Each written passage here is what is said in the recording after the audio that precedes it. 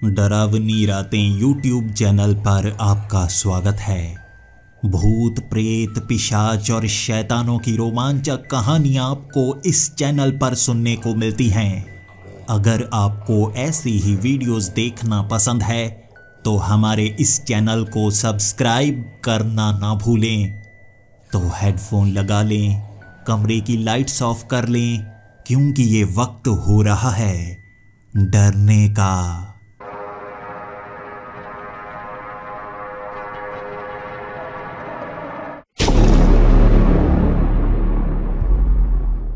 Hello दोस्तों, मेरा नाम सुधांशु है और आज जो कहानी मैं आपको सुनाने वाला हूं ना, वो सिर्फ एक कहानी नहीं है, मेरी आप बीती है। बात 6 महीने पहले की है। उस समय मेरा 13वां जन्मदिन था और मेरे माता पिता के साथ मैंने वो जन्मदिन मनाया। मुझे नहीं पता था ये जन्मदिन मेरी जिंदगी का आखिरी सबसे अच्छा जन्मदिन होगा। उसके बाद मैं ऐसे अंधेरों में खोता चला जाऊंगा, दोबारा ऐसी अच्छी जिंदगी को देख नहीं पाऊंगा। मेरे 13वें जन्मदिन के अगले ही दिन मुझे एक ऐसी खबर मिली जिसने मुझे हिला कर रख दिया। स्कूल में था मैं, मुझे जल्दी से घर बुलाया गया और जब मैं घर पहुंचा तो एक बूढ़े अंकल जो कि फौजी थे, उन्होंने मुझे बताया कि तुम्हारे माता पिता नहीं रहे। सदमे के समान था। मैं बार बार उन तस्वीरों को देखे जा रहा था, अपनी माँ और अपने पिता के साथ खिंचवाई गई वो तस्वीरें। मेरे पिता कई बार मजाक किया करते थे तो मैं हंसने लगा। अरे अंकल, मेरे माता पिता को कुछ नहीं होने वाला, वो बहुत तगड़े हैं। कई बार मैं गिर जाता हूँ ना तो मुझे चोट लगती है, उन्हें कुछ नहीं होता। वो जब भी गिरते हैं ना कहने लगते हैं कुछ नहीं हुआ, कुछ नहीं हुआ। उन्हें सच में कुछ नहीं होगा। उन्होंने मुझे गले से लगा लिया था और शाम तक जब मैं इंतजार करता रहा, आस पड़ोस के लोग आ चुके थे, मेरी तरफ देखे जा रहे थे। उस समय मुझे लगने लगा था घर में कुछ न कुछ गड़बड़ जरूर है। और आगे आने वाले 3 से 4 दिनों तक मुझे यह पता लग गया था, ना तो मेरे माता पिता से बात हो पा रही थी और ना ही अब मैं स्कूल जा पा रहा था। मुझे इस घर से ले जाने की बातें होने लगी और जब मैंने ये बात सुनी थी ना, रात के वक्त घर से भागा था मैं, लेकिन उन लोगों ने मुझे पकड़ लिया। वो समझा रहे थे तुम्हारे साथ बुरा नहीं होगा, लेकिन इससे ज्यादा बुरा क्या हो सकता है, उन्हें कौन समझाता। मुझे उन्होंने एक ऐसे अनाथ आश्रम में छोड़ा। तब जाकर मुझे यकीन हुआ कि हाँ, मैं अनाथ हो चुका हूँ। मुझे अपने माँ बाप का चेहरा तक देखने नहीं दिया गया था, क्योंकि एक बच्चा डर जाएगा, इसीलिए मुझे दूर किया गया। 2 लाशें जिनके चेहरे ढके हुए थे, मुझे यकीन नहीं था कि वो मेरे माता पिता हैं। मुझे लग रहा था एक बड़ा षड्यंत्र चल रहा है। शायद गुंडों ने मेरे माँ बाप को उठा लिया है और मुझे यकीन दिलाना चाहते हैं कि मेरे माँ बाप मर चुके हैं। मैं अपने माँ बाप को ढूंढने की कोशिश करूंगा, दोबारा अपनी उसी जिंदगी को पाने की कोशिश करूंगा। बच्चा था मैं, यही सोचता रहता था कैसे अपने माँ बाप के पास पहुंच जाऊं। दुनिया झूठ बोल रही है, मैं सच्चा हूं। और उस अनाथ आश्रम का जब गेट लगाया गया, मैंने दूर दूर तक वो दीवारों को देखा था। यहां से बाहर भागा नहीं जा सकता था और पीछे वाली वो इमारत काफी ज्यादा पुरानी हो चुकी थी। वहां पर कई सारे बच्चे थे, कुछ तो 4 से 5 साल के थे, जबकि कुछ बच्चे 16 से 17 साल के थे। यहाँ अनाथ आश्रम में 18 साल के बच्चे रह सकते हैं और उनकी तरफ देखकर मुझे लग रहा था ये कहाँ पर फंस गया मैं। हमेशा से मैंने पढ़ा था, अगर मैं पढ़ाई नहीं करूँगा, अपने माता पिता के साथ अच्छा व्यवहार नहीं करूँगा तो मुझे अनाथ आश्रम भेज दिया जाएगा। वहाँ पर छोटे मोटे बच्चे या साधारण बच्चे नहीं होते, गुंडे होते हैं, गुंडे। आज वही सपने जिनसे मैं डरता था मेरी आंखों के सामने सच साबित होते जा रहे थे। उस अनाथ आश्रम में मुझे एक कमरा मिला था और उस कमरे में सिर्फ मैं ही नहीं रह सकता था, बल्कि मेरे साथ 2 और लड़के रहने वाले थे। और मुझे डर था बड़े लड़के ना आ जाएं, मुझे तो बहुत ज़्यादा तंग करेंगे। मुझे जल्दी सोने की आदत है, माँ कहा करती थी जल्दी सोने से हम जल्दी बड़े हो जाते हैं। लेकिन कुछ बच्चे बहुत देर से सोते हैं और वो बाकियों को भी सोने नहीं देते। वो बुरे बच्चे होते हैं, उनसे दूरी बनाकर रखनी चाहिए। लेकिन मेरे कमरे में 2 लड़के थे, एक 7 साल का जबकि एक मेरा हम उम्र 13 साल का। मेरी उनसे पहले ही दिन दोस्ती हो गई क्योंकि रात का वक्त तो हो चुका था। वहां पर खटिया लगाई गई थी और वो मुझसे कह रहे, तुम यहाँ पर नए आए हो ना? मैंने कहा, हाँ मैं यहाँ पर नया आया हूँ। उन्होंने कहा, देखो हम अच्छे लड़के हैं लेकिन उन बड़े लड़कों से दूर रहना। जहाँ भी तुम्हें रोकने की कोशिश करे ना, भाग निकलना। और यहाँ के कई कर्मचारी हैं, हम उन्हें टीचर्स कहते हैं, जो हमें शिक्षा देते हैं। बस उनके पास चले जाओ, शिकायत कर दो, तब बचना आसान हो जाता है। कल से क्लासेस शुरू होंगी और पढ़ाई में पूरा ध्यान देना। यहाँ पर उन बच्चों को पीटा जाता है जो पढ़ाई में अच्छे नहीं होते, तो ध्यान से। ज़रा सी मुस्कुराहट मेरे चेहरे पर आई थी। एक चीज़ में मैं सबसे ज़्यादा अच्छा था, वो थी पढ़ने में। पढ़ाई में मैं अपनी क्लास में हमेशा सबसे आगे आया करता था। 90% नंबरों में कम मुझे कभी आए ही नहीं और मेरे पिता हर किसी के सामने मेरी तारीफ किया करते थे। मुझे शांति में सोना पसंद है, पूरी तरह से शांति। और मेरी माँ की लोरी। यहाँ पर माँ की लोरी सुनाई नहीं दे रही थी, माँ मौजूद ही नहीं थी, लेकिन शोर काफ़ी ज़्यादा था। जैसे इस कमरे के ऊपर भी कोई कमरा होगा जहाँ पर शायद कोई लड़ रहा होगा कि बेड के टकराने की वो आवाज़ें बहुत ज़्यादा आ रही थी। ऊपर एक रोशनदान सा था जिससे मैं चांद की रोशनी कमरे के अंदर आती हुई देख सकता था। लाइट्स तो 8 बजे बंद कर दी गई थी, लेकिन कुछ बच्चे पढ़ना चाहते थे तो वो लाइब्रेरी में जाकर पढ़ सकते थे। अंधेरा, बहुत ज़्यादा अंधेरा बच्चों को डराता है, लेकिन मैं बड़ा हो चुका था मन में। अगली सुबह कच्ची सी नींद से उठा था मैं, क्योंकि आधी रात तक नींद आ ही नहीं रही थी। बीच बीच में माँ बाप की याद आती तो मैं बहुत ज़्यादा रोने लगता। जैसे ही अपने कमरे से मैं बाहर निकला, बाहर बच्चों की भीड़ लगी हुई थी। उन सब बच्चों ने कपड़े उतारे हुए थे और एक टीचर वहाँ सबको कह रहा था, लाइन में लग जाओ, नहाने का समय है, सबको 3 मिनट मिलेंगे, जल्दी से साबुन लगाना है, शरीर धोना है और बाहर निकल आना है, फिर अपने कमरे में जाकर आप सब कपड़े बदल सकते हैं। मैं भी लाइन में लग गया। मुझे बहुत ज़्यादा बेइज्जती महसूस हो रही थी। मैं बड़ा हो चुका था और बिना कपड़ों के तो अब मैं माँ बाप के सामने तक नहीं आता था, किसी अनजान के सामने तो ऐसे कभी आया ही नहीं। मुझे बहुत ज़्यादा शर्म आ रही थी, लेकिन नज़रें झुकाए हुए मैं आगे की तरफ देखता जा रहा। वहाँ नहाने में मैंने 2 मिनट लगाए रोते रोते। उसके बाद भागा मैं अपने कमरे की तरफ। जो बड़े लड़के थे ना, वो मेरी तरफ देखकर बहुत ज़्यादा हंसे जा रहे थे और इसका कारण था कि मुझे बहुत ज़्यादा शर्म आ रही थी, जबकि कई बच्चे बहुत ज़्यादा बेशर्मों की तरह वहीं पर बिना कपड़े पहने ही बैठ चुके थे कि हम तो क्लास में ऐसे ही जाएंगे।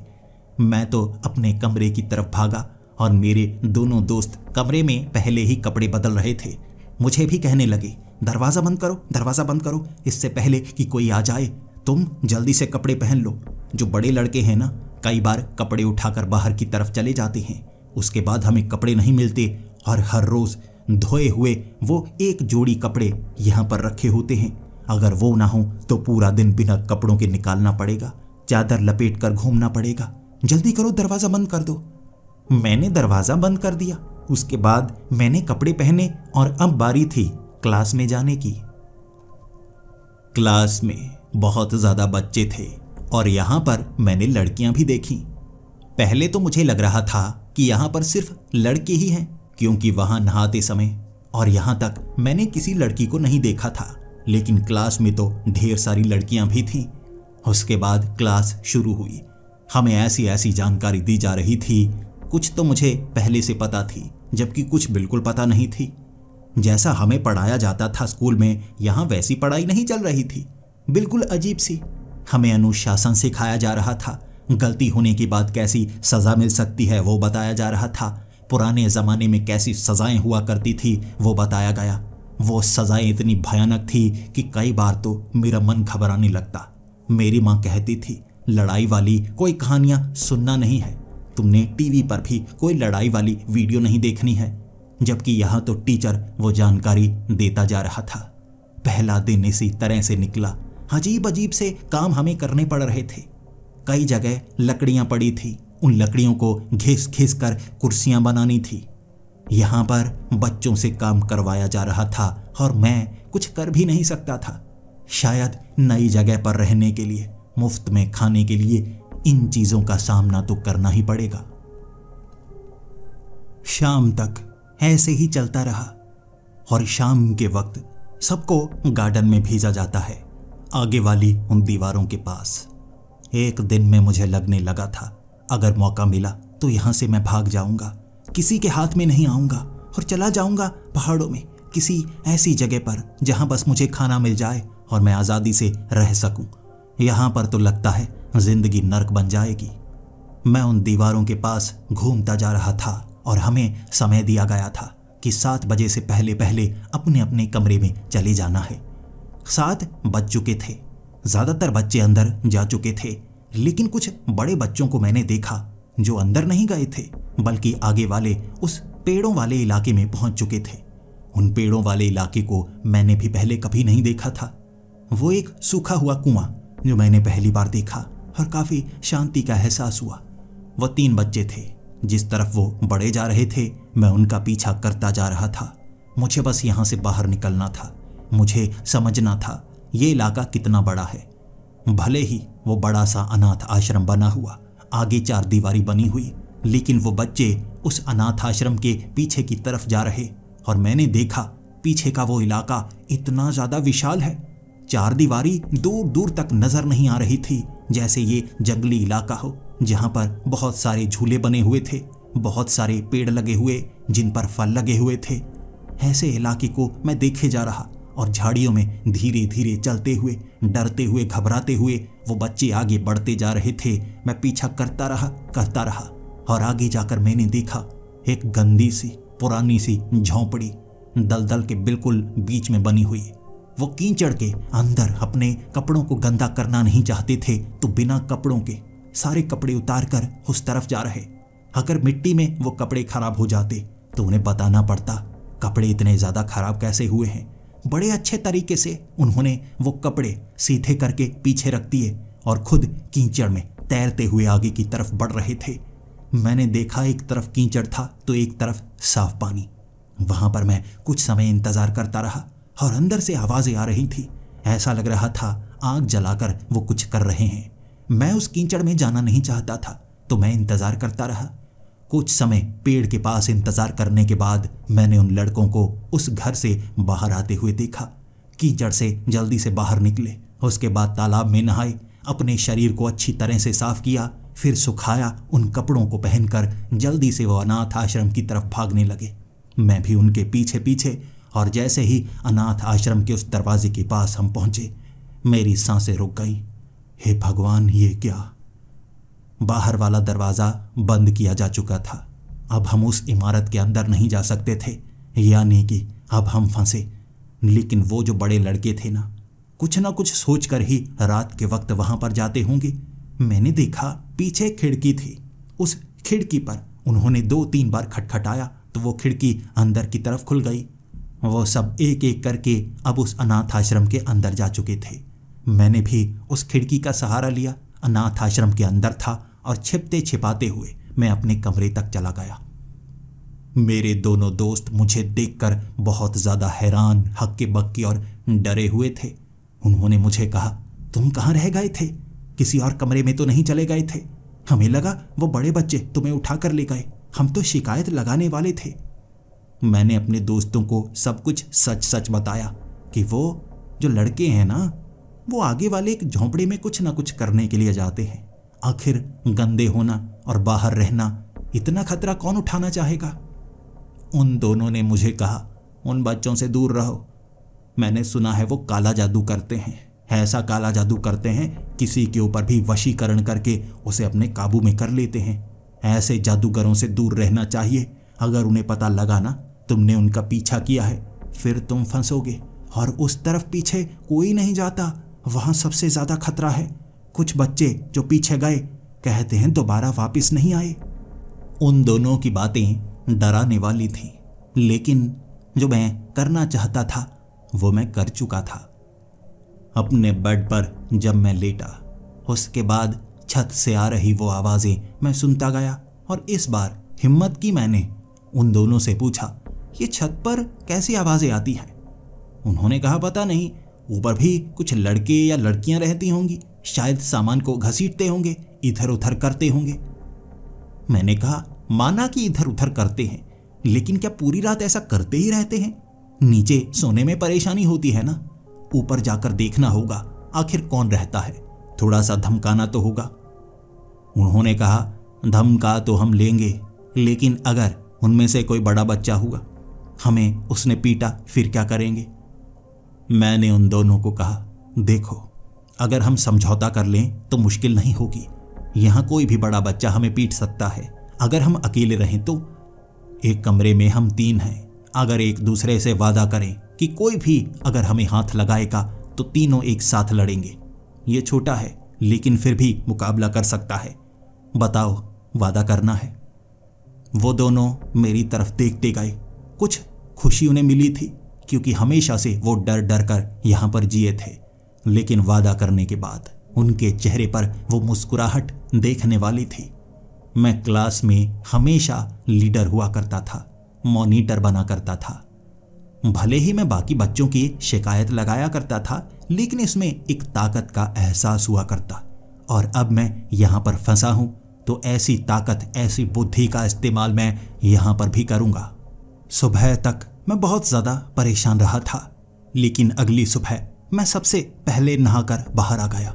जब तक बाकी वहां आ पाते मैं नहा चुका था। मेरे दोस्त उठे तक नहीं थे और यहां ऐसा कोई नियम नहीं था कि आप जल्दी नहीं उठ सकते। तो मैं जल्दी से उठकर बाहर गार्डन में टहलने लगा, देखने लगा था आखिर सब क्या क्या करते हैं। तभी मेरा ध्यान पड़ा, एक तरफ से आवाज सी आ रही थी। जब मैं पीछे वाले इलाके में था, वहां जैसे एक दीवार के पास कोई खोद रहा हो, मिट्टी ही मिट्टी पड़ी हुई। जल्दी से मैं वहां पर गया तो नीचे मुझे एक खड्डा नजर आया।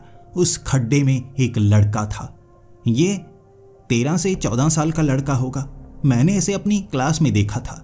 मुझे देखते ही वो घबरा गया, मुझे पकड़ा और मेरी गर्दन के पास वो फावड़ा लाकर कहने लगा, देख, किसी को बताना मत वरना मैं मार दूंगा। मैंने कहा, मैंने ऐसा तो कभी नहीं कहा कि मैं ये बताऊंगा, बस मैं घूम रहा था और मैंने तो कुछ नहीं देखा, तो तुम ये गले पर फावड़ा क्यों मार रहे हो? तभी वो थोड़ा सा मुस्कुराया और कहने लगा, समझदार हो, तुमने कुछ नहीं देखा ना, तो माफ करना, मुझसे गलती हो गई।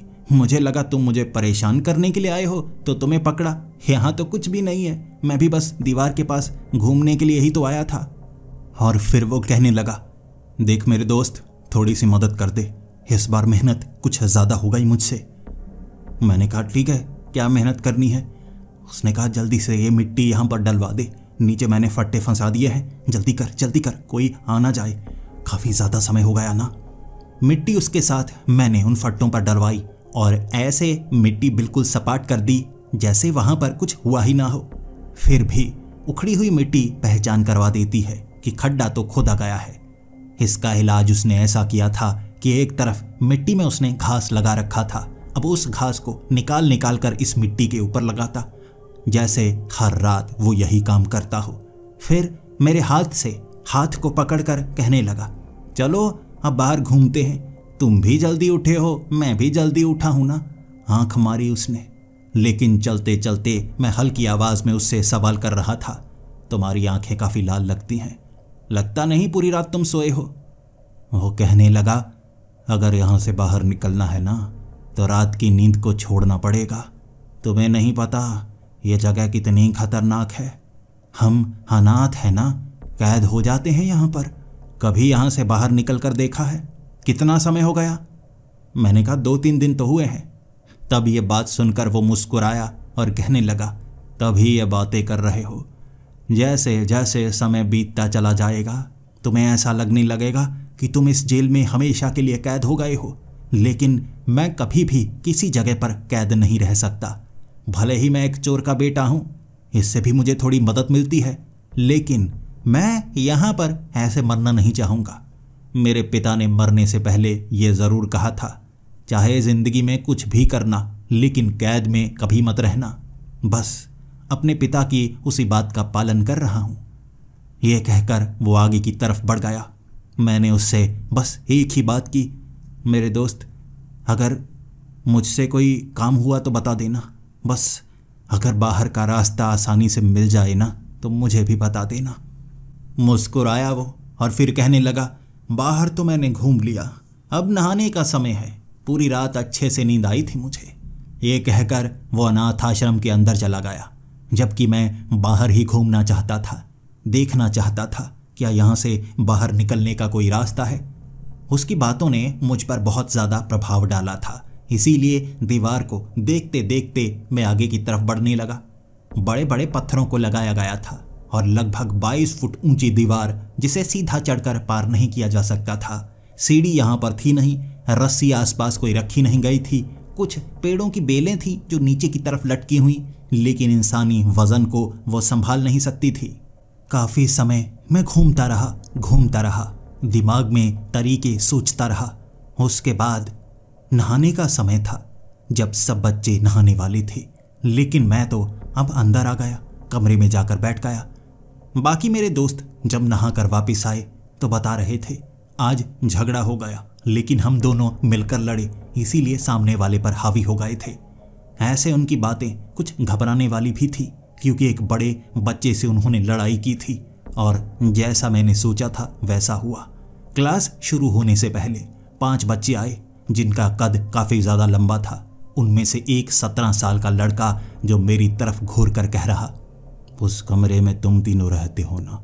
कोई बात नहीं, फिक्र की कोई बात नहीं, अब तुम्हें सबक सिखाने का समय आ गया है। बहुत समय से देख रहा हूँ, तेरे साथ वाला ना बड़ा घूरता था, अब उसे ठिकाने लगाने का समय है। उसकी ये बात मुझे काफ़ी ज़्यादा डरा रही थी। क्लास के बाद जैसे वो रास्ते में गलियारे में हमें घेरने के लिए खड़े, और मेरे दोनों साथी कद में छोटे थे लेकिन हिम्मत बहुत ज़्यादा, जैसे मुझ पर निर्भर थे। सोच रहे कि हम तो 3 हैं, वो सिर्फ 5 हैं, लेकिन उन्हें ये नहीं पता था उन 5 में एक लड़का 17 साल का है, जबकि हम तो छोटे बच्चे ही हैं। उन्होंने हमें पकड़कर पीटने की कोशिश की, लेकिन मेरा वो सबसे छोटा साथी था ना, वो जल्दी से भागा। जितनी तेजी से वो बाहर की तरफ भागा, उतनी जल्दी हमारी हिम्मत ठंडी पड़ गई। हम दोनों भी बाहर की तरफ, लेकिन बाहर भी एक लड़का दरवाजे पर खड़ा मुस्कुरा रहा, जैसे उसे पता था हम बाहर की तरफ भागेंगे तो वो घेर लेंगे। लेकिन समझदारी देखिए मेरे दोनों दोस्त उसकी टांगों के नीचे से निकल गए। वो सिर्फ मुझे पकड़ना चाहता था और मैं तो सीढ़ियों के जरिए ऊपर वाली मंजिल तरफ भागने लगा। जब मैं ऊपर पहुंचा, नीचे से आवाजें आ रही, लेकिन मुझे कहीं ना कहीं छिपना था। जल्दी से मैं एक कमरे के अंदर छिप गया और उसके बाद बाहर की तरफ जब मैं झांक रहा, अचानक मुझे पीछे से सांसों की आवाज सुनाई दी। भले ही कमरे में रोशनी नहीं थी, लेकिन कोई ना कोई मौजूद जरूर था। मैं घबराया हुआ, डरा हुआ, मेरी टांगें कांप रही, लेकिन मेरे कान में एक लड़की की आवाज आई, बोलना मत, कुछ भी बोलना मत, इस समय कमरे में मैं अकेली हूं। अगर किसी को पता लगा नीचे से कोई लड़का एक कमरे के अंदर आया है, तुम्हारे लिए मुश्किल हो जाएगी। समझ रही हूं तुम गलती से आए हो, लेकिन यहां गलती मत करना।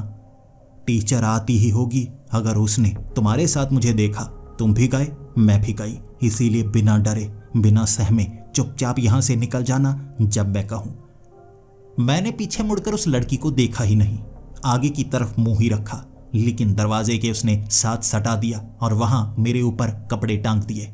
टीचर की आवाज मुझे सुनाई दे रही थी। वो कह रही थी, नहाने का समय है, जल्दी से कपड़े उतारो और बाहर की तरफ आ जाओ, सब लड़कियां तैयार हैं नहाने के लिए। यहाँ पर लड़कियां शाम के वक्त नहाती हैं और लड़के सुबह के वक्त, मुझे अब पता लगा था। उसके बाद वो लड़की ने जैसे कपड़े मेरे ऊपर टांगे, उसने कपड़े उतारे थे, लेकिन मेरे करीब आकर यह भी कहा था, जब आवाज आना बिल्कुल बंद हो जाए तब इन कपड़ों को फेंकना और सीढ़ियों से नीचे चले जाना। यहाँ अगर तुमने गलती की, समझो तुम गए। कुछ समय लड़कियों के चलने की आवाज आती रही, खिलखिलाने की आवाज आती रही, फिर पूरी तरह से शांति हो गई। मैंने उन कपड़ों को अपने ऊपर से उतारा, नीचे फेंका और जल्दी से सीढ़ियों से नीचे की तरफ भागा। नीचे भी पूरी तरह से शांति थी, सभी बाहर की तरफ गए हुए और मैं भी बाहर की तरफ भागा। मुझे डर था किसी ने मुझे देखा ना हो, लेकिन मेरी रफ्तार जितनी तेज थी कोई मुझे पहचान भी नहीं पाया होगा। बाहर गार्डन में पहुंचकर एक फूलों वाले पौधे के पीछे मैं छिप गया। सांस लेने लगा। सांस बहुत ज्यादा चढ़ी हुई। डर उस लड़की का भी था, ऊपर वाली मंजिल का भी था और उन लड़कों का भी था। तो कुछ समय अपने सीने को संभालने में मुझे लग गया। उसके बाद जब मैं उठा, बिल्कुल साधारण सा सामने चलने लगा। कुछ लड़के मेरी तरफ देख रहे, जबकि एक लड़का जहां वो नीचे सुरंग सी खोदने की कोशिश करता है ना, वहां पर मैंने उसे घूमते हुए देखा। मुझे देखकर मुस्कुराया और कहने लगा, जल्द ही अंधेरा हो जाएगा और सोने का वक्त है। क्या तुम यहाँ आना चाहोगे? 2 लोग लगेंगे तो ज़्यादा अच्छे से काम कर पाएंगे। मैं थोड़ा सा डरपोक था। मैं फंसना नहीं चाहता था। मैं हमेशा कैलकुलेटेड रिस्क लेता हूँ। रात के वक्त खोदते वक्त अगर किसी ने पकड़ लिया ना, मुश्किल हो जाएगी। इसीलिए उसके साथ काम मैं करना नहीं चाहता था। लेकिन वो लड़के जो मेरा पीछा कर रहे थे, मैंने उन्हें एक तरफ जाते हुए देखा। दोबारा वो पीछे वाले जंगली इलाके की तरफ जा रहे और मुझे लगा एक बार देखना होगा पीछे जाकर ये करते क्या हैं। काला जादू करते हैं ना, देखूं तो सही, पता करता हूं और साथ में इस इलाके की पहचान करूंगा। पीछे तो कोई दीवार नजर नहीं आ रही थी। अगर मैं पीछे से भाग जाऊं तो काम आसान नहीं होगा। ये सोचकर उन लड़कों के मैं पीछे पीछे जाता रहा। मेरी रफ्तार काफ़ी कम थी। वो मुझसे काफ़ी आगे थे। मैं उनसे छिपना चाहता था और अंधेरा होने से पहले निकलना भी चाहता था। उन्होंने बिल्कुल वैसा किया जैसा मैंने उन्हें पहले भी करते हुए देखा था। सबसे पहले तो वो उस कीचड़ में गए कपड़े उतार कर, फिर आगे वाले झोंपड़े के अंदर से आ रही आवाज़ें। मैंने भी कपड़े उतारे। एक पेड़ के पास मैं भी कीचड़ में गया और उस घर के अंदर एक खिड़की के जरिए झांकने लगा। कीचड़ से सने हुए थे, लेकिन उस लकड़ी के झोंपड़े के अंदर आग लगाकर जैसे वहां कई हड्डियां लेकर कुछ कर रहे थे। हड्डियों का चूरा फेंके जा रहे। अचानक मेरा पांव फिसला और मैं उस कीचड़ में गिरा, जिस कारण काफी आवाज हुई। लेकिन एक समझदारी वाली बात मैंने की। वो झोंपड़ा उस कीचड़ से थोड़ा ऊपर की तरफ हुआ था, क्योंकि नीचे बड़े बड़े लकड़ी के पिल्लर लगाए गए थे। मैं बाहर गिरा था, पकड़ा जा सकता था, लेकिन मैं जल्दी से तैरकर झोंपड़े के नीचे आ गया। देखने लगा। वो लड़के भी झोंपड़े से बाहर आकर इधर उधर देखे जा रहे और कहे जा रहे थे, कोई यहाँ आया तो नहीं? मुझे लगा है कि मिट्टी में कोई आया है। यहाँ किसी ने देख लिया ना, बहुत बुरे फंसेंगे। जल्दी से जल्दी हमें अपना काम करना होगा। आज का काम पूरा हो जाए।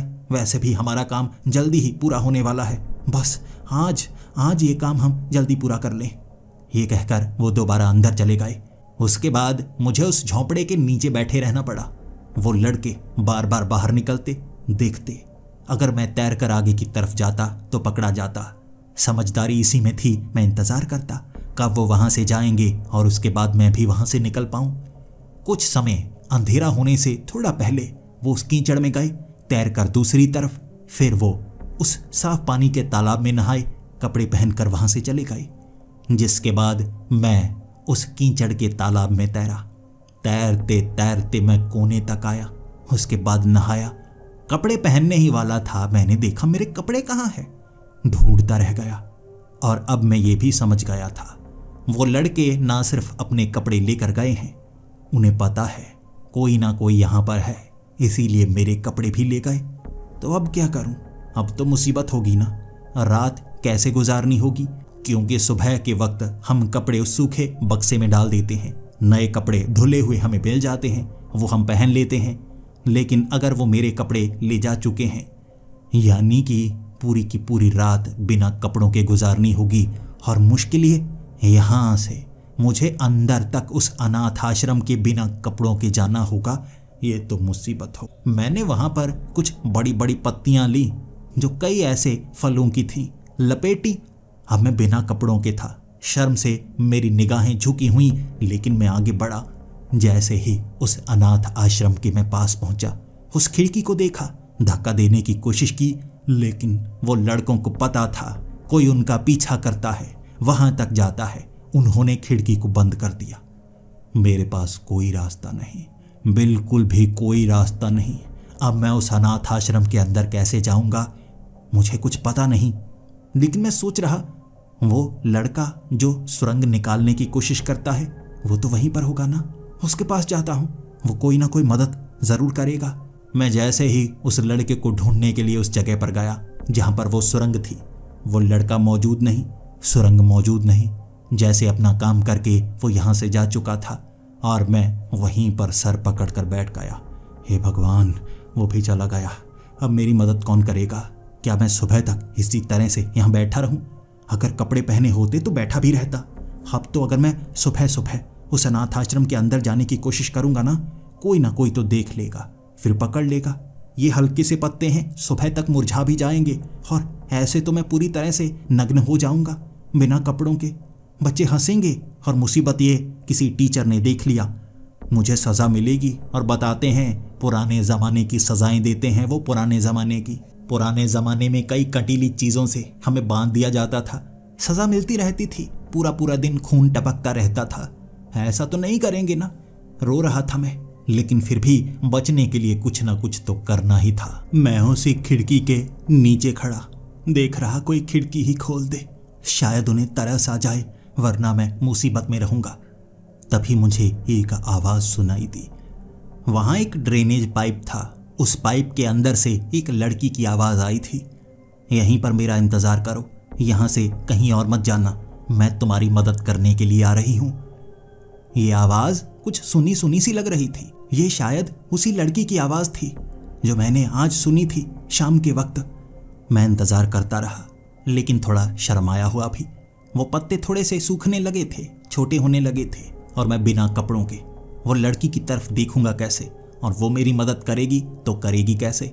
ऊपर से रस्सी नीचे की तरफ लटकी और वो लड़की एक खिड़की से लटक कर नीचे आ गई। वो 17 साल की लड़की थी, काफी बड़ी। मुझे देखकर कहने लगी, बड़ा फैशन किया हुआ है, ये कैसे फैशनेबल कपड़े पहने हैं? माना नहाते वक्त कपड़े उतारने पड़ते हैं, तुम तो बिना कपड़ों के नंगे ही घूमे जा रहे हो। मैंने कहा, देखिए, आप मदद कर सकती हैं तो मदद कीजिए, मजाक मत बनाइए। मेरी सांस रुकने को है, मुझे मौत का एहसास हो रहा है कि मैं मारा जाऊंगा। उस लड़की ने अपनी कुछ कपड़े मुझे दिए और कहा, सीखना होगा, यहाँ पर कुछ चीज़ें सीखनी होंगी। अगर तुम इसी तरह शरीफों की तरह रहोगे तो मुसीबत होगी। कपड़े कभी कभी चुराने भी पड़ते हैं। ये लो, कपड़े ज़रूर लड़कियों के हैं, लेकिन लड़के भी इन कपड़ों को पहन सकते हैं। एक पैंट थी, एक शर्ट थी, बिल्कुल लड़कों जैसी, लेकिन कमर से थोड़ी टाइट। मैं उन कपड़ों को पहनकर थोड़ा अजीब सा महसूस कर रहा, लेकिन बिना कपड़ों के ये कुछ कपड़े ही काफ़ी थे। दिखने में ठीक ठाक लग रहा।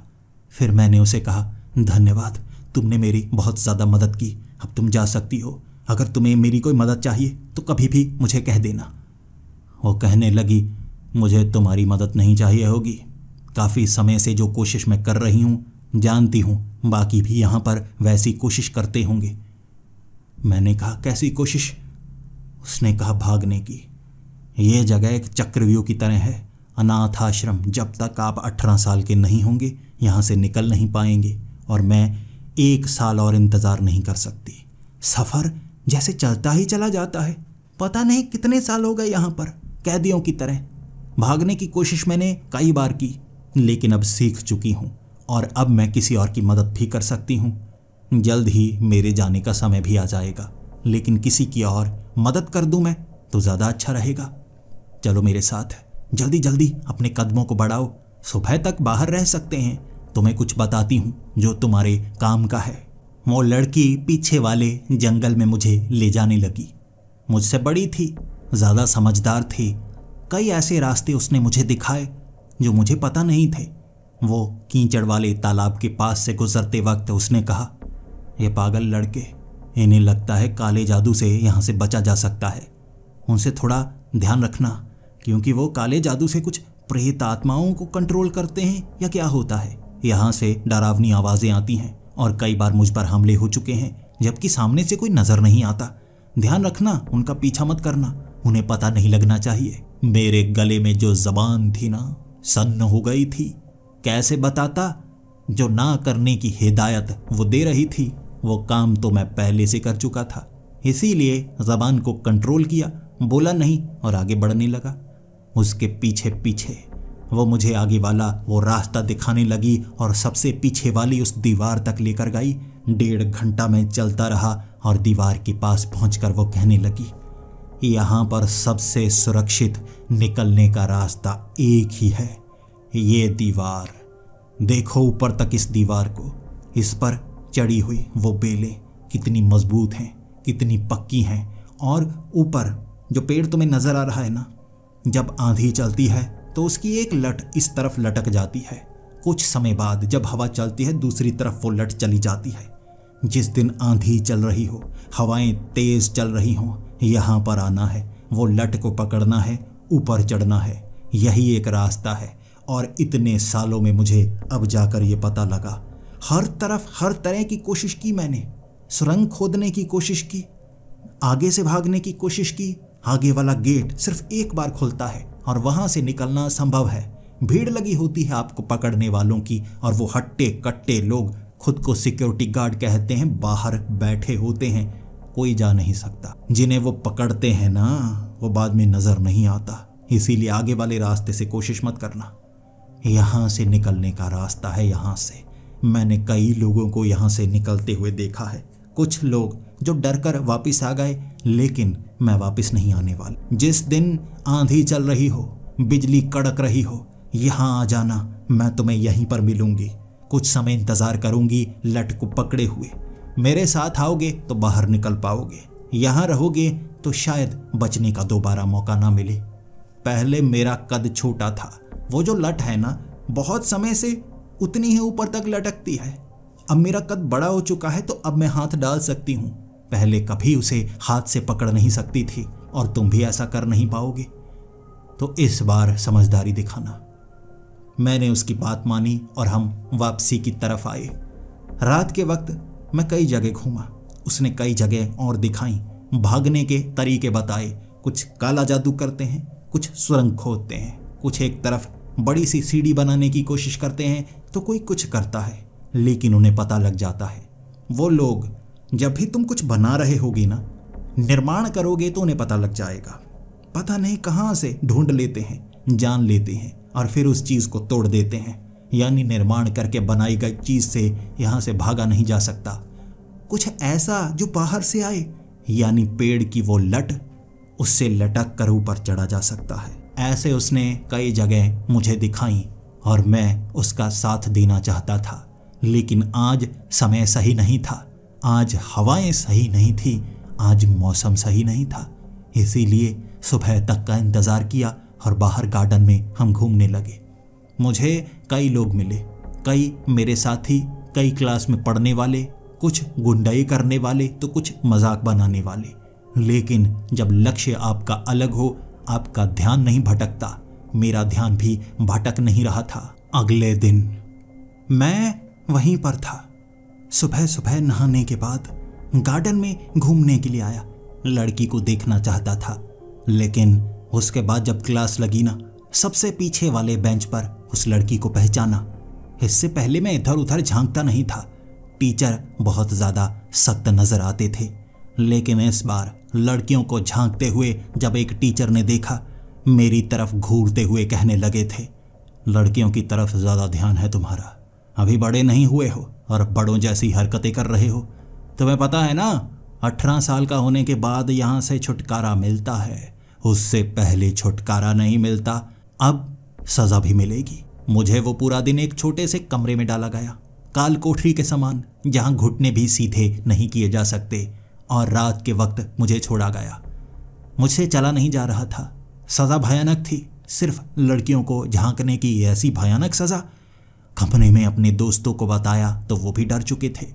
उसके बाद मैं बाहर निकलना चाहता था। फिर से मैं बाहर गलियारे में घूमा। पीछे जाकर मैंने देखा वो खिड़की को एक फट्टे से बंद किया गया था। खोला मैंने उस खिड़की को, मैं बाहर आ गया। इधर उधर झांकता रहा। फिर उस लड़की ने जो नए नए इलाके दिखाए थे ना, नई नई जगह दिखाई थी, वहाँ घूमता गया। अब मुझे यहाँ से नफरत होने लगी थी। मैं भगवान से ये मांग रहा था कि तूफान ला दीजिए, ढेर सारा तूफान, हवाएं चल रही हों, बस यहाँ से निकल जाऊं। और जैसे भगवान ने मेरी सुन ली थी, थोड़ी थोड़ी हवा चलने लगी। दूर से बादल के गरजने की वो आवाज़ और मेरे चेहरे पर मुस्कुराहट। मैं ऊपर झांकने लगा। वो लड़की कब वहाँ से रस्सी डालकर नीचे उतरेगी, लेकिन वो लड़की नहीं उतरी। 20 मिनट बाद बहुत ज़्यादा हवा चलने लगी और उस लड़की की बातें याद आईं कि मैं वहीं पर मिलूंगी किसी न किसी तरीके से पहुंचकर। मैं जल्दी से भागना चाहता था, लेकिन एक बार उस लड़के को कहना चाहता था, सुरंग मत खोद, इससे कोई फ़ायदा नहीं होगा, उम्र निकल जाएगी, चल मेरे साथ। ऐसा मैंने उसको कहा जब वो रात के वक्त खड्डा खोद रहा। कह रहा, बस जल्द ही मैं पहुंचने वाला हूँ, दीवार काफ़ी नीचे तक है, मैं भी खड्डा नीचे तक बनाता जा रहा हूँ, मिट्टी बाहर फैलाता जा रहा हूँ, बस थोड़ा रह गया। मैंने उसको कहा, आज मैं कोशिश करने वाला हूँ पीछे वाले रास्ते से, लड़की मेरी मदद कर रही है, लंबी है कदमें, मदद करेगी, चल। वो माना नहीं।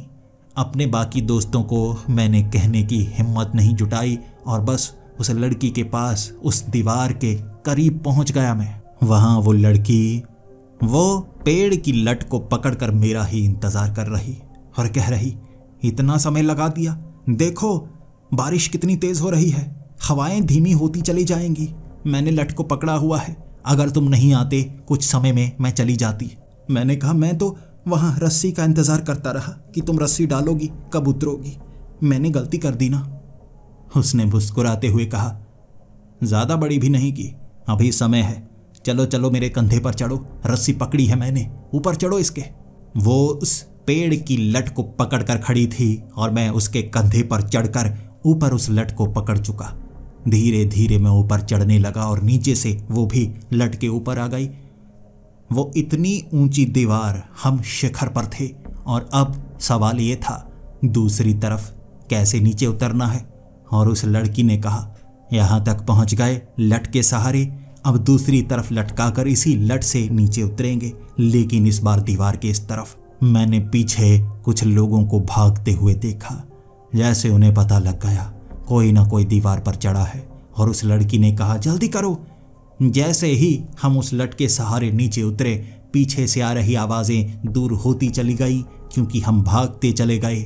उस अनाथ आश्रम से आज़ादी मिली मुझे, यह खुली दुनिया, आज़ाद दुनिया बहुत ज़्यादा अच्छी लग रही थी। वो लड़की ने मेरा हाथ पकड़ा हुआ मुझे अपने साथ भगाए जा रही और कहे जा रही, रुकना नहीं है, रुकना नहीं है। भागते भागते हम काफ़ी दूर आए और जैसे ही उस जंगली इलाके से बाहर की तरफ निकले, आगे मुझे वो सड़क नजर आई। अरे ये वाली सड़क को मैं पहचानता हूँ, बस कुछ किलोमीटर की दूरी पर वहाँ मेरा घर है, एक बार वहाँ जाऊँ, एक बार देख लूँ अपने घर को, उसके बाद यहाँ से दूर चला जाऊँगा।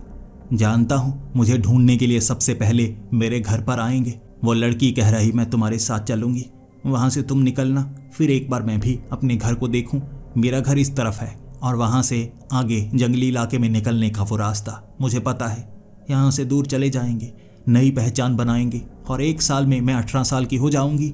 फिर मैं तुमसे शादी कर लूँगी, तुम्हें अपने पास रखूँगी ताकि कोई तुम्हें हाथ ना लगा पाए, मानो कि तुम्हें गोद ले सकती हूँ ना मैं। उसकी बातें काफ़ी अच्छी थी, मेरे पास और कोई रास्ता भी तो नहीं था। वो मेरे साथ चलती गई, काफ़ी चले और अपने घर के बेहद करीब। मेरे घर के अंदर रोशनी चल रही और मेरे आंखों से आंसू आ गए। पता नहीं किसी ने मेरे घर को जैसे बेच दिया होगा, कुछ और लोग वहां पर रहते होंगे। उस लड़की ने कहा, तो अपने घर के अंदर कदम नहीं रखोगे? बस पीछे वाले किसी रास्ते से, कोई रास्ता तो होगा ना, तुम्हारा घर था, कुछ छिपने का रास्ता, बचने का रास्ता। मैंने कहा, हाँ पीछे एक रास्ता है, वहां पर एक ताला लगता है नंबर वाला, नंबर मुझे पता है, अंदर से हाथ डालकर खोलूंगा, घर के अंदर जा सकता हूँ, ताला छिपा दूंगा, भागने में आसानी होगी, ये सही है ना? वो लड़की मेरे साथ थी। मैं अपने उस घर के अंदर गया। आगे वाले उस गार्डन में लगे वो पौधे, जहाँ पर एक छोटे पौधे को इंसानी कटाई का रूप दिया गया था, उसे देखकर तो आंखों में आंसू आ गए। मेरे पापा ये काटा करते थे, मेरे पापा अब इस दुनिया में नहीं हैं।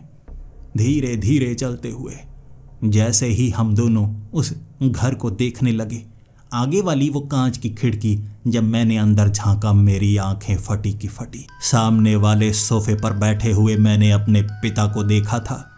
मेरे पिता चाय की चुस्कियां ले रहे, और मेरी माँ उनकी गोद में, जैसे उनकी आंखों में आंसू थे।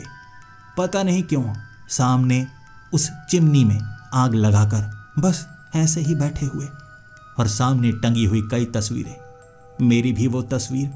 मैं डर गया। मैंने उस लड़की को कहा, ये क्या? वो मेरे पिता मर चुके हैं, मेरी माँ मर चुकी है। उस लड़की ने कहा, तो वो बातें सच हैं। जब कोई मरता है ना, उसकी भटकती हुई आत्मा वहां पर आती है। तुम्हारे माता पिता की आत्मा यहाँ भटक रही होगी और तुम भी यहाँ नहीं हो, तुम्हारा इंतजार कर रही होगी। इसके बाद मुझे लगा मुझे अपने माँ बाप को एक बार मिलना है, चाहे मरे हुए रूप में ही सही। आगे वाले दरवाजे से जब मैं अंदर गया, उसके बाद उस सोफे के करीब मैं अपनी माँ को आवाज़ लगाकर कहना चाहता था, माँ मैं आ गया, आप भी यहाँ हो। मैंने कभी महसूस नहीं किया, लेकिन मेरी आवाज़ों का वो जवाब नहीं दे रहे। उस लड़की ने कहा, वो मरे हुए हैं ना, शायद हमारी आवाज़ सुनाई ना दे, शायद हम नजर आए। माँ बाप के सामने मैं खड़ा हो गया था, लेकिन वो मुझे देख ही नहीं पा रहे। मेरी माँ की आंखों में आंसू थे।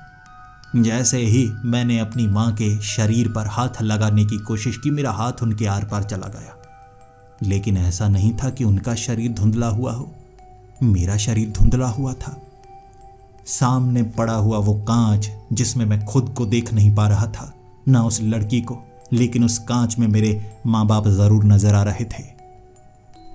और यहाँ बहुत सारा सामान बदला हुआ था। जैसे कुछ ही दिनों में इतना सामान बदल गया।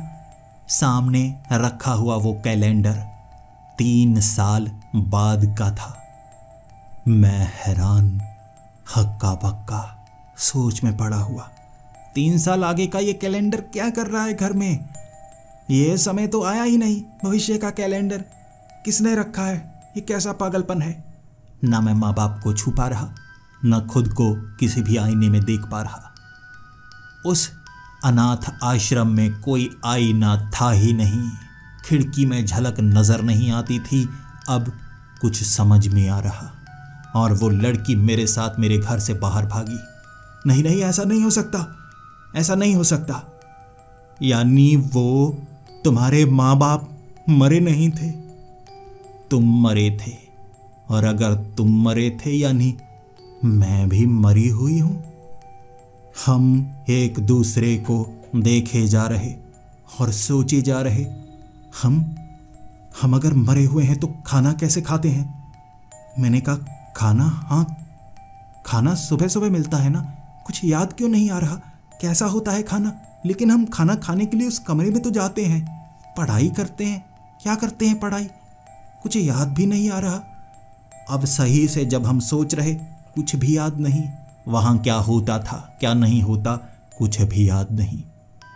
चलते चलते हम उस लड़की के घर पर गए। उस लड़की के साथ भी ऐसा हुआ था। उसे अपने पिता नजर आए, लेकिन उसके पिता उसे देख नहीं सकते थे। सड़कों पर चल रहे लोग हमें देख नहीं सकते थे।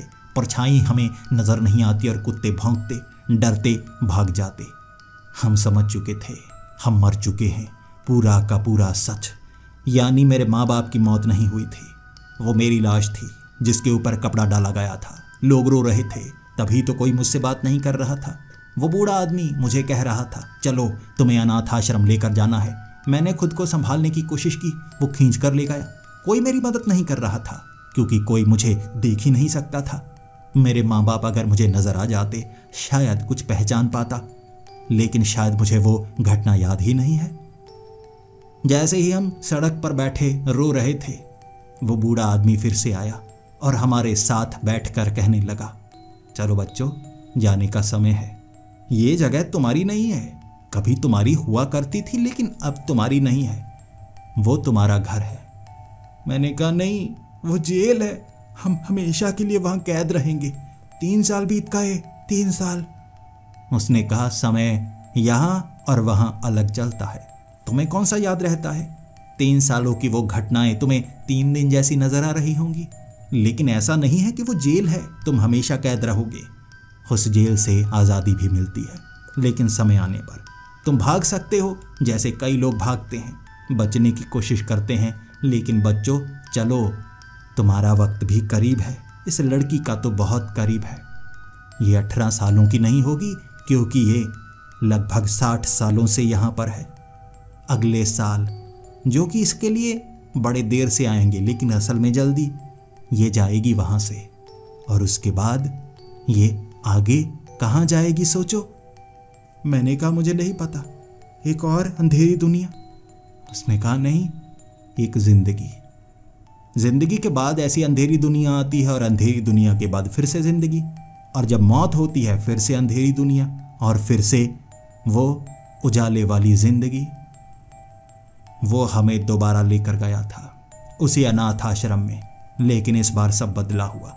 सच जानने के बाद कुछ घिनौना नहीं लग रहा, क्योंकि दर्द नहीं होता था, भूख नहीं लगती थी। लोगों को भागने की कोशिश करते हुए, समझाते हुए मैंने देखा, लेकिन मानता कोई नहीं, भूल जाते हैं सब। हमें सच पता था, कब तक याद रहेगा पता नहीं। लेकिन आगे वाले गेट से जो बाहर निकलता है, वो लड़की कहती थी वो वापस नहीं आता, क्योंकि उसे नया जन्म मिलता है। हमारी आत्मा पुराने शरीर के स्वरूप को बनाकर यहाँ अंधेरी दुनिया में रहती है, और फिर से अगले जन्म की तैयारी में हम रहते हैं। सारा भ्रम है सब कुछ, बस आंखों का वो झूठ जो समय आने पर दूर हो जाएगा। कुछ समय बाद उस लड़की को वहां से मैंने जाते हुए देखा, जो मुझसे गले मिली थी और कह रही थी कभी दोबारा मिलेंगे, जब कुछ याद भी नहीं होगा, लेकिन हम करीब जरूर होंगे। मैं भी उस अनाथ आश्रम से एक समय बाहर निकला था, और उसके बाद उजाले वाली दुनिया, वहां से बाहर खुली दुनिया, छोटा आकार, बच्चे जैसा। मुझे पूरा बचपन याद है, लेकिन ज़्यादातर लोगों को पिछले जन्म का कुछ याद नहीं रहता। मैं वो इंसान हूँ जिसे मरने के बाद की वो बातें तक याद हैं। कोई मुझ पर यकीन नहीं करता, लेकिन सच बताऊं, अगर आपको लग रहा है कि बस ये ज़िंदगी बड़ी अंधेरी सी है, बहुत बुरी सी है, आपको उम्मीद की एक किरण देता हूँ। ये अंत नहीं है, मरने के बाद भी अंत नहीं है। ज़िंदगी फिर से मिलती है, उम्मीद फिर से आंखों के सामने चमकती है। ये आप पर निर्भर करता है कि आप उसे कैसे जीते हैं। और ऐसा ही मेरे साथ भी हुआ, और आपके साथ भी होगा।